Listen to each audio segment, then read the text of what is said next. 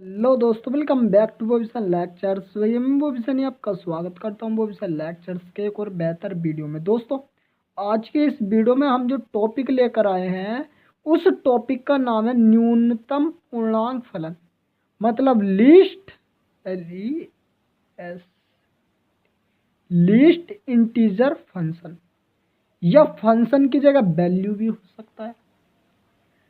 तो मेन जो टॉपिक है वो हमारा न्यूनतम पूर्णांक फलन या न्यूनतम पूर्णांक मान, जो वो हमारा टॉपिक है।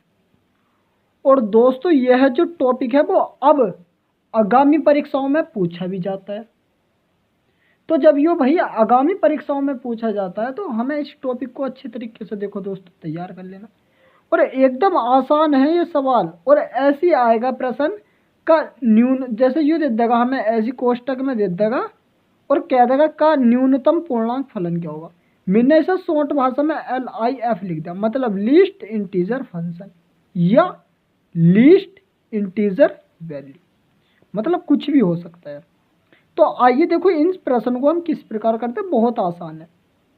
जैसा पहला प्रश्न है कि भाई हमें दे रखा है कोष्टक में कि 2.6 का लीस्ट इंटीजर फंक्शन या लीस्ट इंटीजर वैल्यू बतानी है, हमें क्या होगी।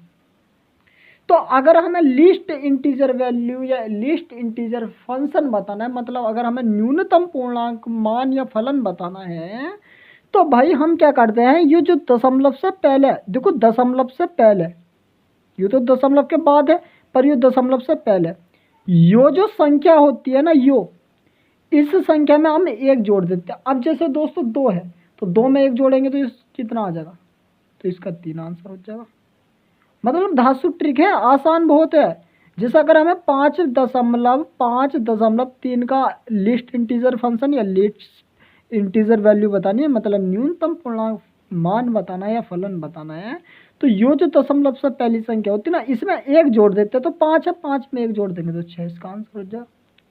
जैसे यो है, अब इसमें कितना हो जाएगा भाई, 7 है, 7 में एक जोड़ देंगे 8 हो जाएगा।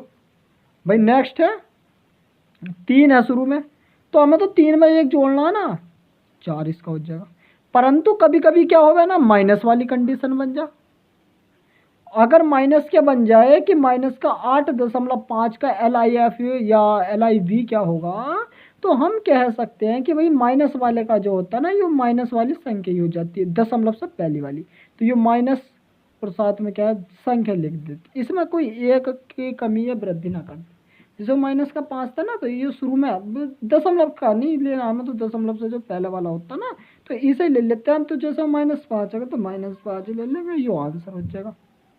बताओ, सिंपल है बिल्कुल।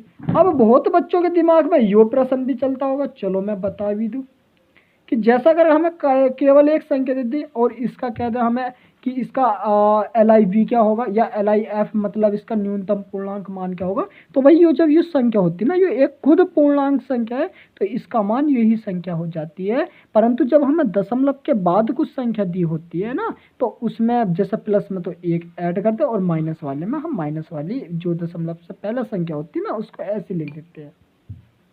तो मैं दोस्तों उम्मीद करता हूँ कि आपको जो न्यूनतम पूर्णांक मान है वो निकालना आ चुका होगा, और आपको अब आप किसी भी संख्या का न्यूनतम पूर्णांक मान आसानी से निकाल दोगे।